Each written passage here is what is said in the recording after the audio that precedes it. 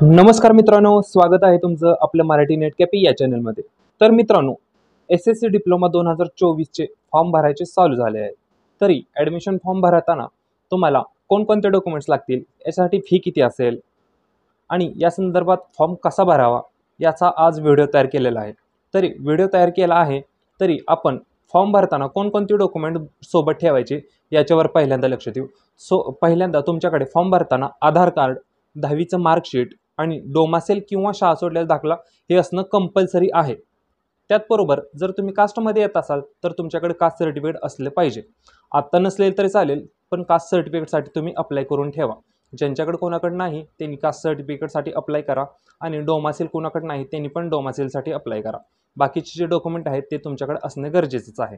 आणि यासाठी फी असणार आहे, प्रत्येक कास्टसाठी 300 रुपये फी असणार आहे आणि फक्त ओपनसाठी 400 रुपये फी असणार आहे यासाठी. चला तर मग फॉर्म कसा भरावा, चला सुरुवात करू.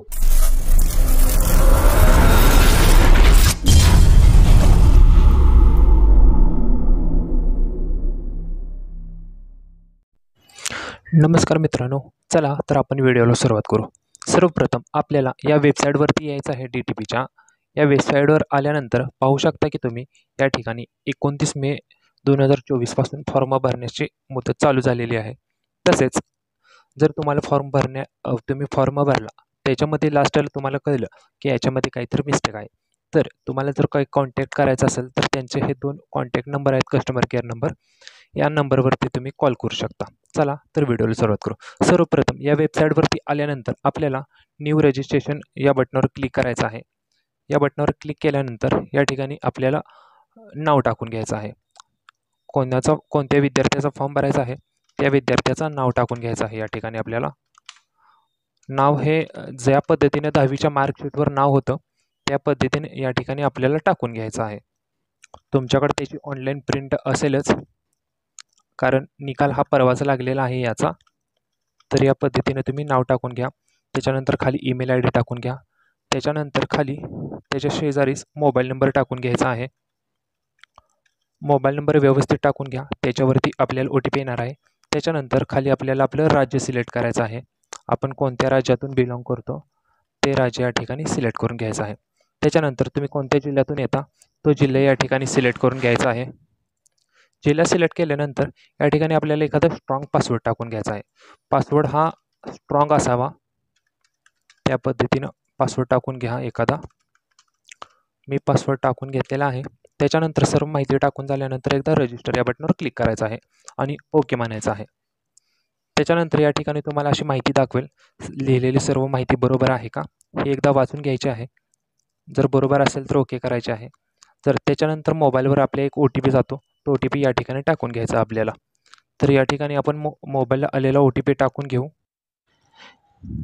या ठिकाणी आपण OTP टाकून घेतलेला आहे. त्याच्यानंतर सबमिट या बटनावर क्लिक करायचं आहे आणि ओके म्हणायचं आहे या ठिकाणी. तर त्याच्यानंतर आपल्याला असा मेसेज येईल, आपला ॲप्लिकेशन नंबर तो एका ठिकाणी आपल्याला लिहून घ्यायचा आहे, किंवा नाही लिहिला तरी याचा आपल्याला मेसेज येतोच. तो मेसेज फक्त आपल्याला सेव्ह करून ठेवायचा आहे एका ठिकाणी. त्याच्यानंतर या ठिकाणी आपलं रजिस्ट्रेशन पूर्ण होईल. त्याच्यानंतर आपल्याला आता फॉर्म भरायला सुरुवात करायची आहे. सर्वप्रथम आपल्याला हा ॲप्लिकेशन नंबर कॉपी करून घ्यायचा आहे. त्याच्यानंतर या ठिकाणी दिसेल click here to log in and confirm information, त्यावर क्लिक करून घ्यायचं आहे.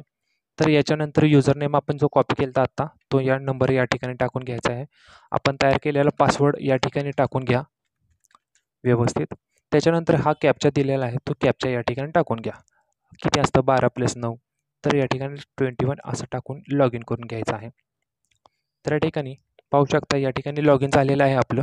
तर या ठिकाणी 2 मोड आहेत, ई-स्क्रुनिटी आणि फिजिकल स्क्रुनिटी. याचा अर्थ काय, तुम्ही या फॉर्ममध्ये जे डॉक्युमेंट सबमिट करणार आहात, अपलोड करणार आहात, त्याचं व्हेरिफिकेशन हे तुम्हाला ऑनलाईन करायचं आहे का ऑफलाईन करायचं आहे. जर ऑनलाईन करायचं असेल तर ई-स्क्रुनिटी करा. जर ऑफलाईन करायचं असेल तर एखाद्या कॉलेजवरती जाऊन तर हा फिजिकल ऑप्शन सिलेक्ट करा. आत्ता सध्या तर मला ई-स्क्रुनिटी म्हणजे ऑनलाईन व्हेरिफिकेशन करून घ्यायचं आहे या फॉर्मचं, तर मी ई-स्क्रुनिटी ऑप्शनवर क्लिक करून घेतो. जर तुम्हाला फिजिकल करून एखाद्या कॉलेजवर जाऊन व्हेरिफिकेशन करायचं असेल तर या ठिकाणी ह्या बटनावर क्लिक करा. त्याच्यानंतर खाली FC कोड येतील, कॉलेजची नावं येतील, तर ते कोणतं कॉलेज तुम्हाला पाहिजे ते कॉलेज सिलेक्ट करा. त्याच्यानंतर सेव्ह मोड या बटनावर क्लिक करून घ्यायचं आहे. हे स्क्रुनिटी मोड सेव्ह झालेला आहे. त्याच्यानंतर आपण फॉर्म भरायला सुरुवात करू या ठिकाणी. तर सर्वप्रथम आपल्याला हा कॅन्डिडेट क्लेम टाईप आपल्याला विचारेल. तर सर्वप्रथम जे महाराष्ट्रातले मुले आहेत, पहिल्यापासून महाराष्ट्रामध्ये राहतात आणि आत्तासुद्धा महाराष्ट्रामध्येच राहतात, त्यांनी सर्वांनी हा ऑप्शन सिलेक्ट करायचा आहे. जे कोण बाहेरून महाराष्ट्रामध्ये राहायला आलेले आहेत किंवा दुसऱ्या कोणत्या कास्टचे आहेत, जम्मू काश्मीरमधून आलेले आहेत, बाहेरच्या देशातून आलेले आहेत, त्यांनी त्यांचे या प्रकारचे उमेदवार टाइप्स वाचून घ्यायचे आहे आणि त्या पद्धतीने हे फॉर्म भरून घ्यायचा आहे. त्याच्या पद्धतीने या ठिकाणी सिलेक्ट करायचं आहे. या पद्धतीने मराठीमध्ये पण दिलेली आहे माहिती आणि इंग्लिशमध्ये पण दिलेली आहे माहिती. तो प्रकार वाचून तुम्ही सिलेक्ट करून घ्यायचा आहे. पण जे पहिल्यापासून महाराष्ट्रामध्ये राहतात त्यांनी टाईप ए सिलेक्ट करून या ठिकाणी सिलेक्शन करून घ्यायचं आहे. त्याच्यानंतर आपण 7 प्रोसीड करू. ओके. त्याच्यानंतर तुमची 10वी कोणत्या जिल्ह्यातून झाली हे तुम्हाला या ठिकाणी विचारेल. तर या ठिकाणी जिल्हा सिलेक्ट करायचा आहे. कोणत्या जिल्ह्यातून झाली? तर माझी झाली सांगली जिल्ह्यातून. तर मी सांगली जिल्हा सिलेक्ट करतो. त्याच्यानंतर सांगली जिल्ह्यातल्या कोणत्या तालुक्यातून तुमची 10वी झाली? तर तो तालुका या ठिकाणी सिलेक्ट करा. तुमचा कोणता जिल्हा, तुमचा तालुका हे दिसेल तुम्हाला, तर तुम्ही त्या पद्धतीने सिलेक्ट करा. त्याच्यानंतर 10वीला कोणतं कॉलेजमध्ये किंवा शाळेमध्ये होता, तर त्या शाळेचं नाव या ठिकाणी टाकून घ्यायचं आहे. तुमची कोणती शाळा होती ती तुम्ही टाकून घ्या. त्याच्यानंतर 7 प्रोसीड या बटनावर क्लिक करायचं आहे. तर या ठिकाणी ही माहिती आपली सेव्ह झालेली आहे. तर या ठिकाणी आपल्याला विचारेल आता तुमची कास्ट कोणती. तर या ठिकाणी ओपनवाल्याने ओपन करा. ज्यांची कास्टमध्ये त्यांनी रिझर्व्ह आरक्षित हे गट सिलेक्ट करायचं आहे. त्याच्यानंतर या ठिकाणी आपल्याला कास्ट तुमची कोणती आहे ती सिलेक्ट करून घ्यायची आहे. SC ST VGNT NTD BC OBC SC किंवा SBC. या ठिकाणी माझी SBC कास्ट येते, तर मी या ठिकाणी SBC कास्ट सिलेक्ट करतो. त्याच्यानंतर कास्ट सर्टिफिकेट हे कोणत्या जिल्ह्यातलं आहे, म्हणजे कोणत्या ह्याचं ऑथॉरिटी तुम्हाला आहे, परमिशन आहे. तर सर्वप्रथम शक्यतो भरपूर जणांचं कास्ट सर्टिफिकेटवर लिहिलेलंच असतं तुम्हाला कोणत्या जिल्ह्याची ऑथॉरिटी आणि कोणतं ऑथॉरिटी ऑफिसर आहेत. तर या ठिकाणी हे सिलेक्ट करून घ्यायचं आहे. कोणी डेप्युटी कलेक्टर यांच्यातून काढलेलं असतं, तर कोणाचं सब डिव्हिजनल असतं, तर कोणी तहसीलदारमधून काढलेलं असतं. आपल्या सर्टिफिकेटवर लिहिलेलं असतं, तर त्या पद्धतीने सिलेक्ट करूया. माझ्या ह्याच्यावर आहे सब डिव्हिजनल ऑफिस, तर मी या ऑप्शन सिलेक्ट करतो. तर त्याच्यानंतर तुम्हाला विचारेल या ठिकाणी तुमची कास्ट कोणती आहे. तर या ठिकाणी आपली कास्ट सिलेक्ट करून घ्यायची आहे. माझी आहे हिंदू कोष्टीमध्ये आपले सर्टिफिकेटवर नंबर वगैरे असतात, तर त्या पद्धतीने कोणता नंबर आहे त्या नंबरप्रमाणे आपल्याला या ठिकाणी सिलेक्ट करून घ्यायचा आहे. तर या ठिकाणी आपली कास्ट डिटेल्स आपण टाकून झाली. तर याच पद्धतीने तुमची अदर कास्ट असेल तर याच पद्धतीने तुम्ही माहिती फिल करायची आहे. तर त्याच्यानंतर विचारेल तुम्ही दिव्यांग डिसेबल आहेत का, तर नो म्हणायचं आहे. जरी जे असेल तरी येस करा.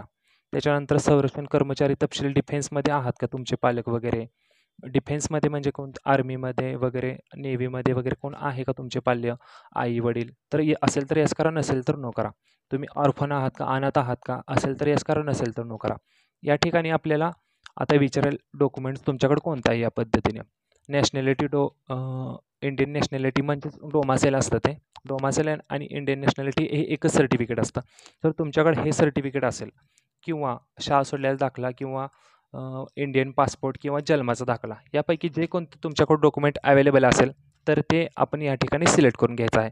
माझ्याकडे आता डोमासेल आहे, इंडियन नॅशनॅलिटी आणि डोमासेल हे एकच सर्टिफिकेट असतं, तर माझ्याकडे ते सर्टिफिकेट आहे तर मी ते सिलेक्ट करतो.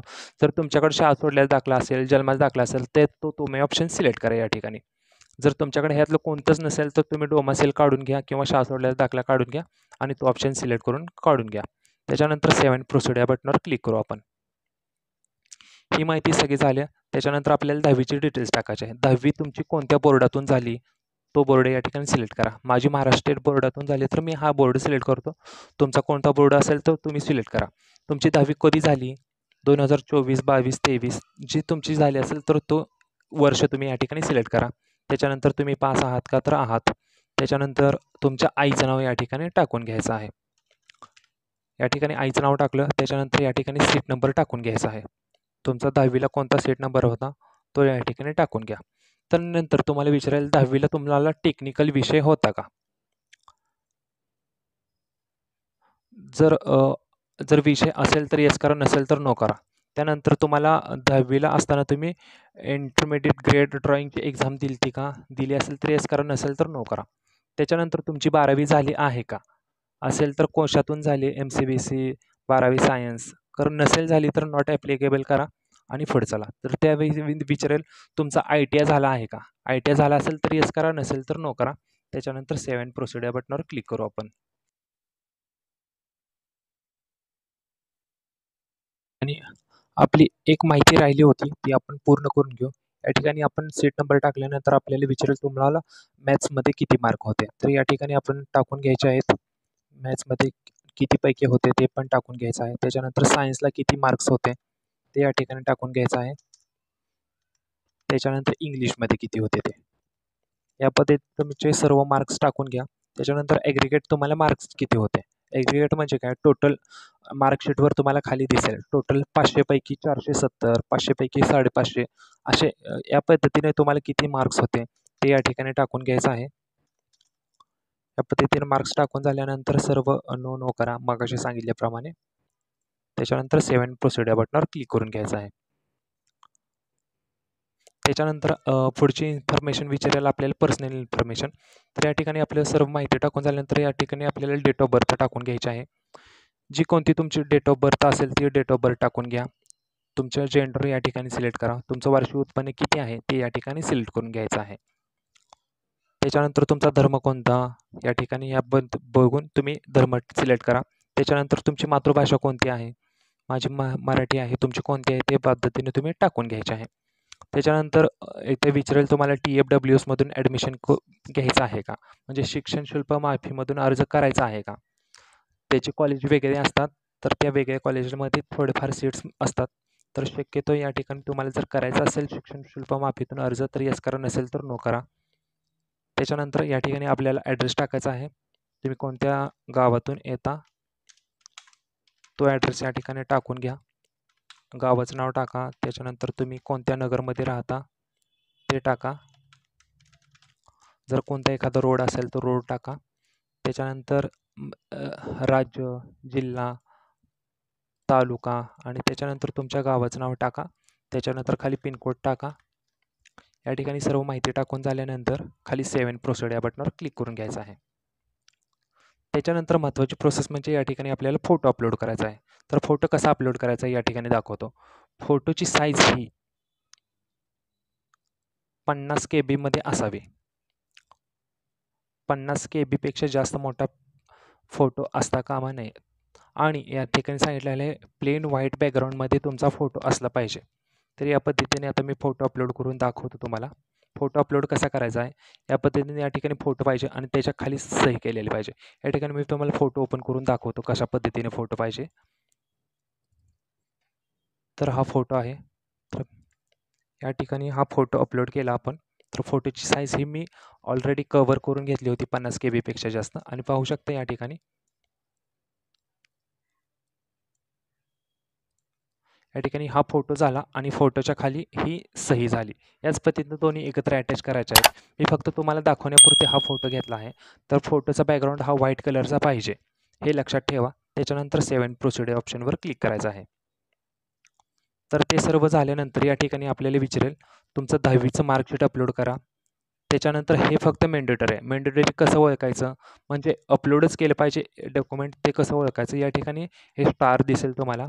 म्हणजे हे डॉक्युमेंट्स अपलोड करणं हे कंपल्सरी आहे आणि हे बाकीचे डॉक्युमेंट्स फक्त तुम्ही नंतर अपलोड केले तरी चालतील.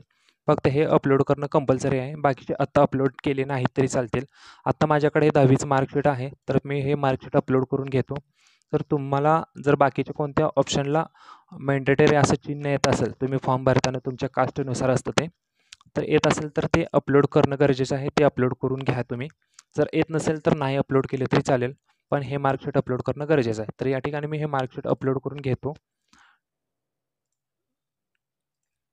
या ठिकाणी हे मार्कशीट मी अपलोड करून घेतलेलं आहे.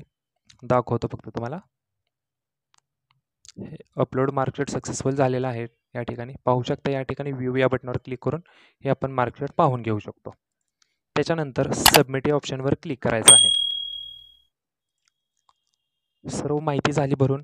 आपले कास्ट असल्यामुळे आपल्याला 300 रुपये फी आहे. काही जणांची ओपन कास्ट असेल ओपन कास्टला या ठिकाणी 400 रुपये फी दाखवेल. तर या ठिकाणी याच्यानंतर पे नाव या बटनावर क्लिक करायचं आहे.